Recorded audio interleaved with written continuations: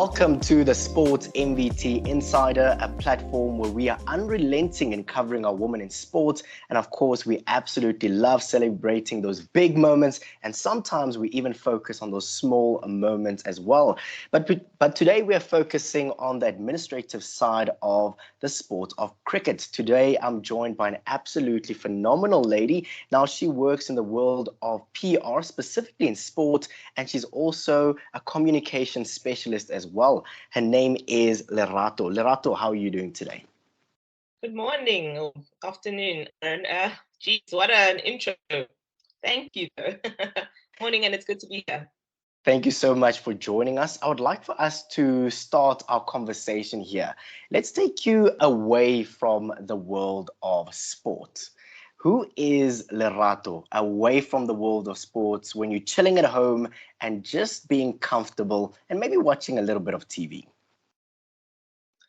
I think Lerato is a very sort of, down to earth, normal lady. I'd say I'm from Limpopo, so we don't really like the big city life. So I'm a very relaxed person. I really enjoy my reading, catching up with my sports. I think sports takes up a lot of my life. I watch a lot about it. I read a lot about it, and I spend a lot of time sort of, trying to understand the field that I'm passionate about. So, yeah, I'd say I'm a relaxed girl. I enjoy family time as well. Nothing beats a little braai with the family and some friends. So, I'm not too fussy or too, over the top about life. I enjoy the quality time and really, feeding the soul, if one could say. Oh, absolutely beautiful. I'd love to start with your love of sport. Where did that actually begin for you, and how did you fall in love with sport? Yeah, that's a good question. I think I've got my older brother to blame for that. Growing up, he was always a sports enthusiast, and being older, he always had access to the remote first. So, when a cricket test match starts, you're there 5 days. That's all you can watch. There's nothing else to do. There's no Cartoon Network or, you know. So that's where it started. And as the years went by, I took a keen interest in it. I also started watching when he wasn't around.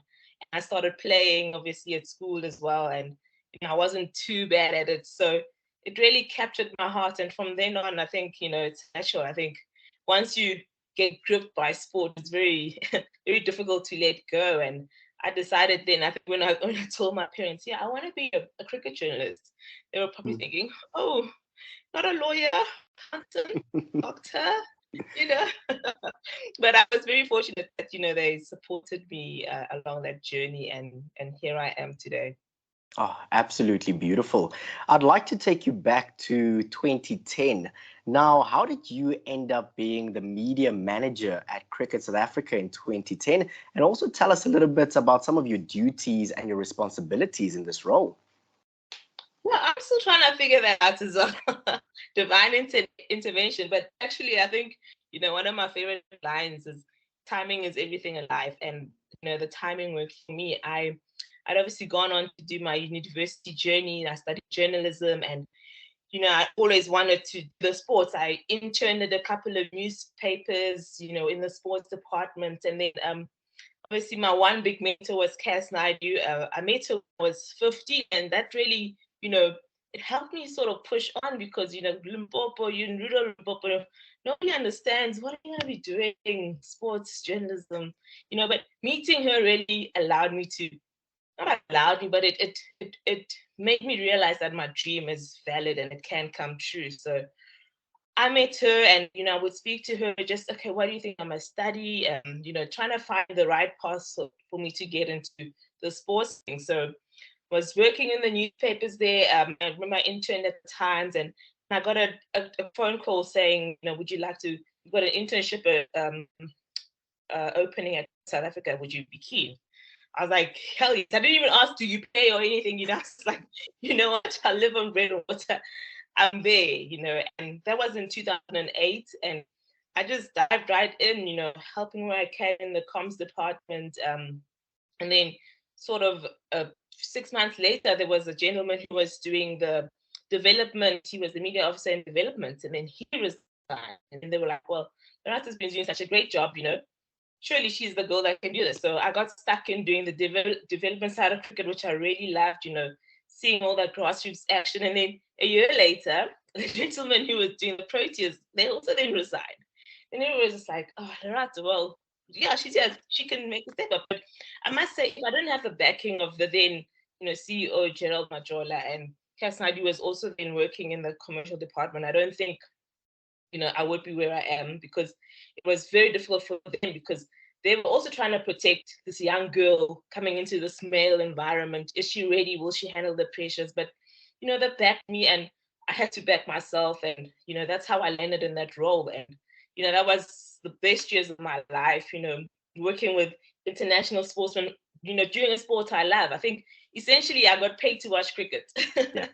essentially. But, the role did involve a lot of, having to deal with the media. We did have a few crises there, having to be upfront about that, crisis communication, but also helping to grow the profile of the players, the profile of the team. And further, I think, the big overarching goal is always bringing the team closer to the fans. And, that was part of, some of the things that I did in that role. Oh, absolutely beautiful. Now, you talk about pressure, and I would love to put you in a situation that you've dealt with so many times before, and that's, of course, on match day during an international training camp or possibly during an international match. What is your role as a media manager for the Proteas, and maybe what do you do from the moment you wake up until you go to bed that evening? Yeah, I think cricket is a funny game because it has so many different compartments. You have your training and the build up to a big test or a big series. And, that's often when, the media comes in a lot, previewing the series, previewing players, the form, the matchups, who's going to be bowling or batting against who's likely to come on top. So that's often very much the busy part of it. But when it comes to the match, obviously, you've got your match day sort of routine where, you need to come and toss. For every game that starts, there's a toss. There needs to be a team sheet that, you need to make sure it's given to not only your captain, but to the media and all the photographers who are there. And during the match, and like I said, you get paid to watch cricket. When the match is on, you're basically given the license to sit and to watch cricket. But obviously after the match is when the big work starts, because there's often a press conference and you're trying to brief and prep players and making sure that the right messaging comes from the team and goes out to the media and to the world. And also during the match, if there are any injuries while it's on, anything that happens during the match, you are the point person between the media, the broadcasters, and the team. So you sort of, as much as you're watching, you sort of need to, keep your finger on the pulse as well. Oh, that's absolutely amazing. I love what you keep on emphasizing. You get paid to watch cricket. And I think that's the ultimate dream, especially when it's a 5-day series. Oh, absolutely beautiful. But I would like to Those are now. my favorite. Those are the best ones, especially in December, isn't it? Absolutely. But I mean, even all around the world, I think you can't beat the vibe that you get in the UK, Lords, how the tradition is there. Everybody like waiting at the gate at 8 o'clock or waiting to come in. Like for me, it's such an interesting phenomenon. And, Australia, India, the fans, every country sort of has its own, traditions and festivities, and all of that really just, it brings so much to the sport. Very true. I'd love to touch on some of the key lessons that you've learned as a media manager at Cricket South Africa. Sure. Do we have enough time? Well, we've got a lot You're of locked time. onto the Sports MVT Insider, a podcast for unrelenting coverage of women in sport. I absolutely love diving deeper into the journeys of our athletes, coaches, and administrators to get to know them a little bit better than we do. Coming up this Wednesday is an interesting round of quick fire questions, a great opportunity for some good laughs and some great banter. Keep it locked onto Sport MVT, where we celebrate our women in sport. And to be secure in what you give and your abilities, because that can often be shaken, and especially in high pressure environments where everybody's always looking at you, waiting for you to make a mistake. Not that you won't, obviously you will, but being mature enough to to understand the nature, the ebb and flow of an international environment and those pressures. I think if I hadn't been able to understand that early enough, I don't think I would have lasted that long, because the pressure is real. You get it everywhere from the media.